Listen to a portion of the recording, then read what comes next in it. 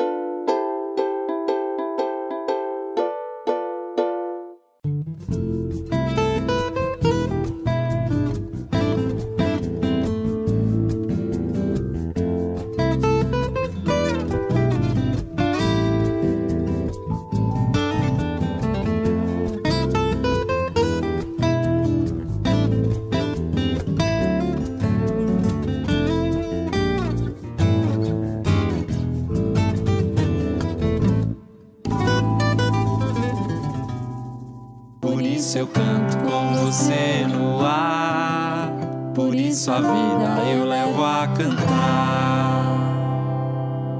Para quem tem vontade, tem o sonho, o desejo, né, de ter filho, e de ter um filho em casa, o que é preciso?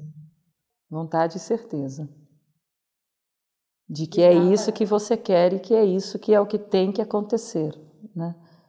Não quer dizer que tem que ser teimoso, assim, e não ouvir o que os outros dizem, mas é uma certeza interna de que é isso que você quer.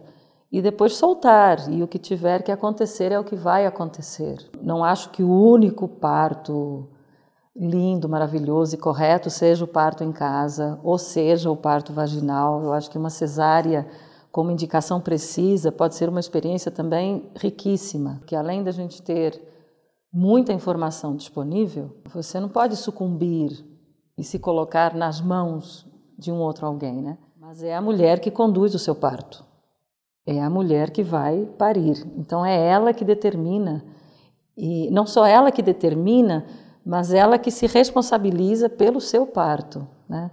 Então não é o médico, nem a doula, nem a enfermeira obstétrica, é ela que tem que estar muito consciente de que é o meu processo, então eu sou responsável por ele.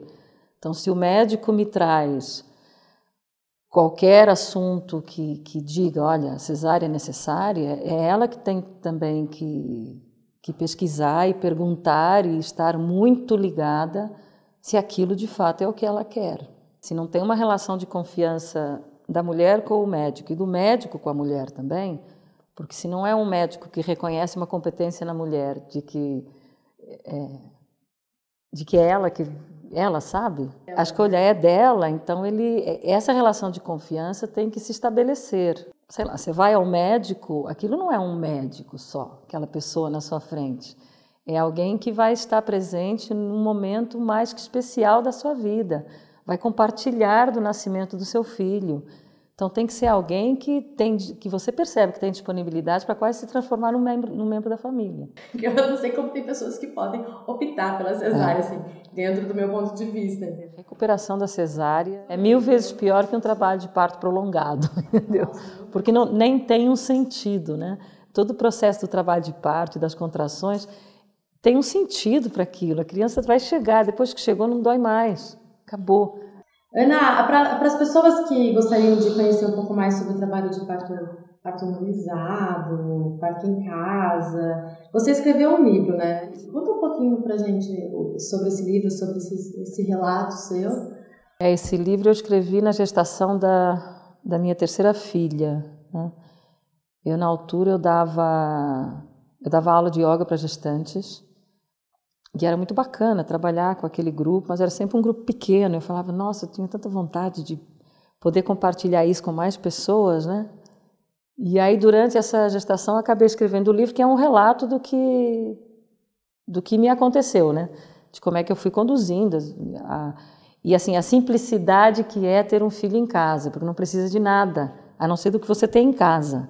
É uma cama, um plástico, uma tesoura, não tem necessidade de absolutamente nada, né? Então é muito simples. E aí eu escrevi o livro, eu publiquei em 97, e é basicamente isso, é um relato, né? Com algumas dicas de você quer ter seu filho em casa, então faça isso ou aquilo, né? E ele se esgotou e vai ser relançado agora em e-book.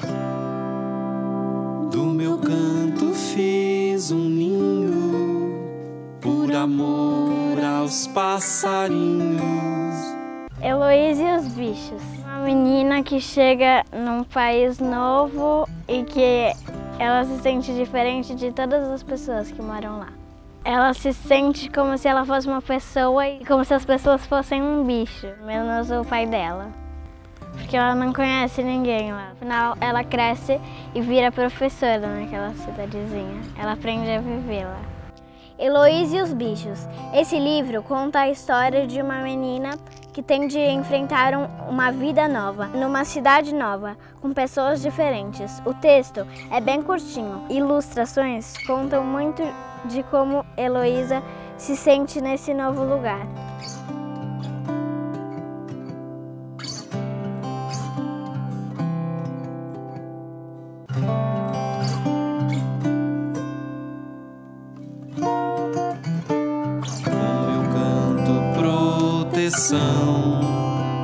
Embalar seu coração.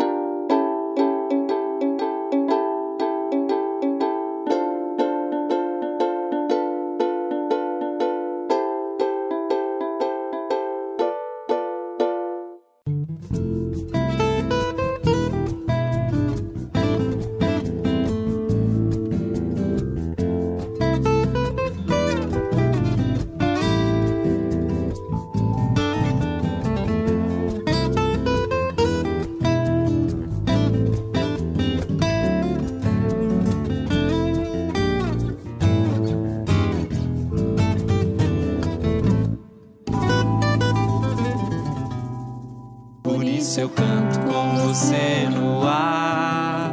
Por isso a vida eu levo a cantar. Sobre o trabalho que você faz com os jovens, com os adultos que queiram desenvolver o seu lado criativo, desenvolver a escrita. Eu sinto que no processo de aquisição da escrita, né, a gente aprende a escrever com base no não, na negativa, né? Então você não pode escrever errado, você não pode escrever besteira, nem mentira, nem palavrão.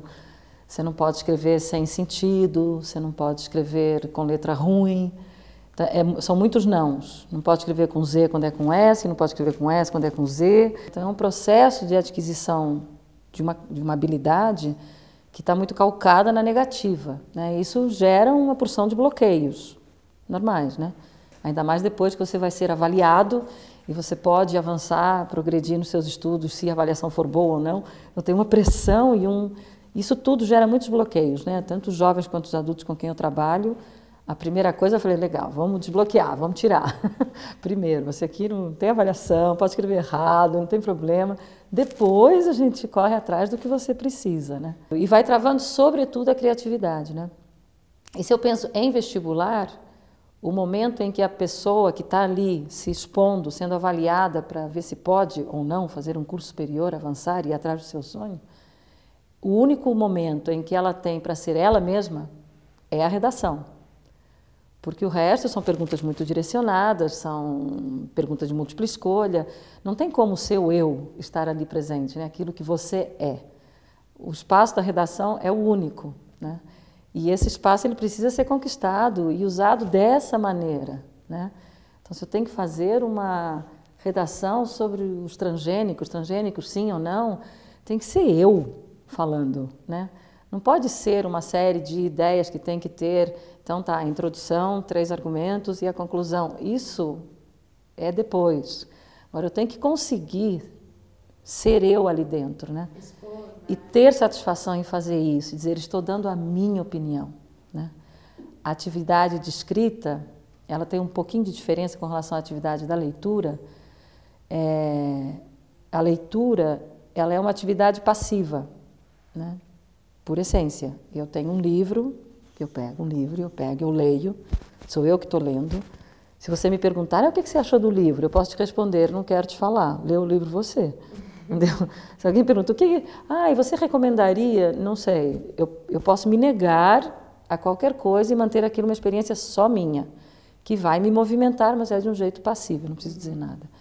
No momento em que eu escrevo, que eu sou chamado, que eu quero escrever, é uma atividade ativa, porque eu estou transformando alguma coisa através do que eu escrevo.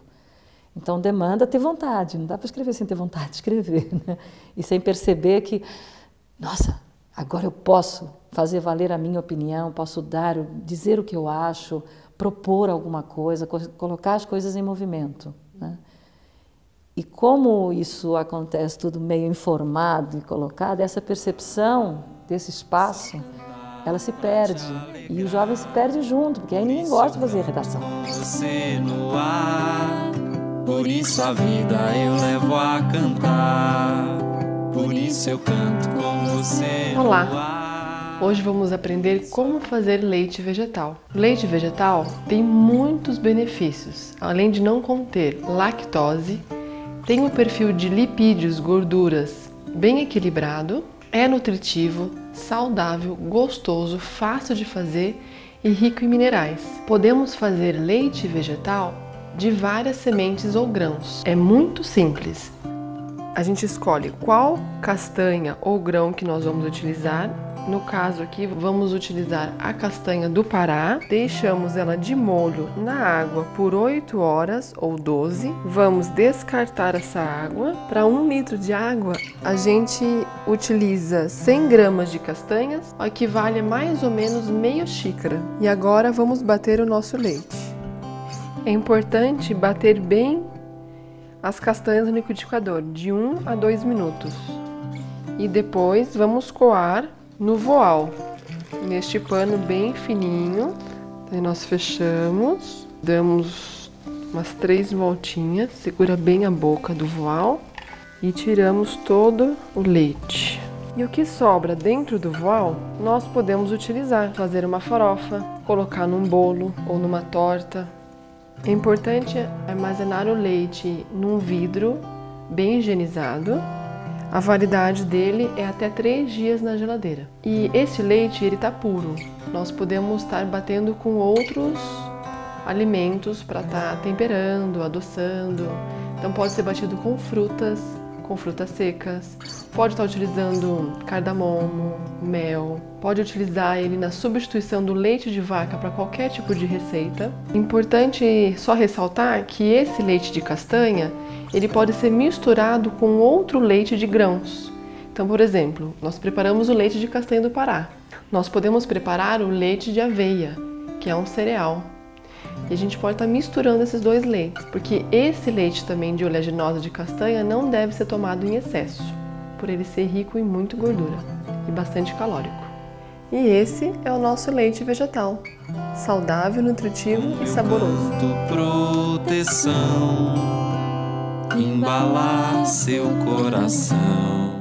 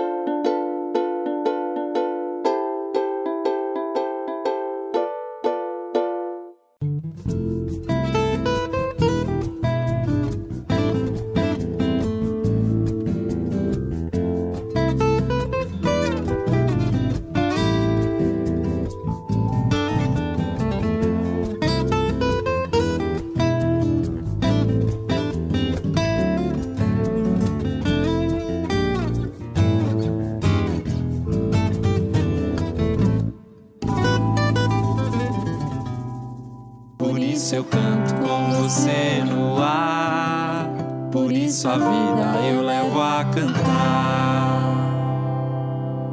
Ana, você tem um espaço, né, aqui em Botucatu, Quinta Palavra, um espaço lindo, gente, vocês precisam conhecer.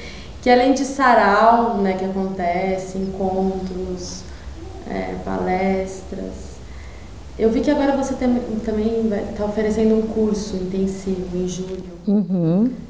Fala um pouquinho sobre o seu espaço, o seu trabalho para criança, para adulto, adolescente. É um espaço dedicado à escrita, né?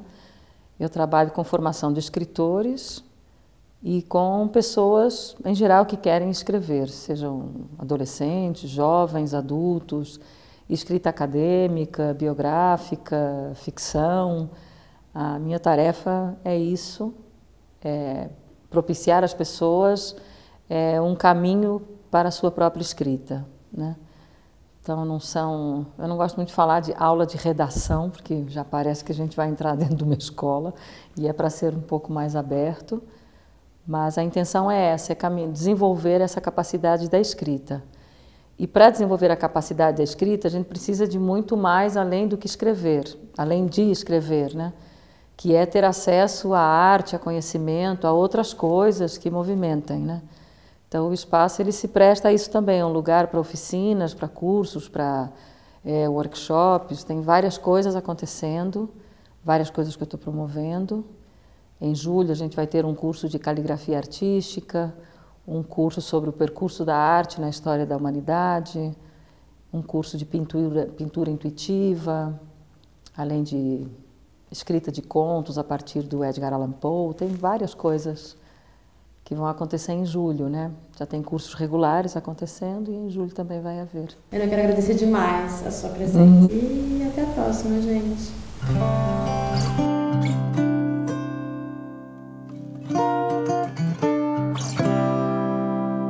Do meu canto fiz um ninho, por amor aos passarinhos, com meu canto proteção, embalar seu coração no sorriso do menino. Vejo claro meu destino e nas voltas que o mundo dá, só cantar pra te alegrar. Por isso eu canto com você no ar, por isso a vida eu levo a cantar. Por isso eu canto com você no ar, por isso a vida eu levo a cantar. Do meu canto fiz um ninho, por amor aos passarinhos, com meu canto proteção, embalar seu coração.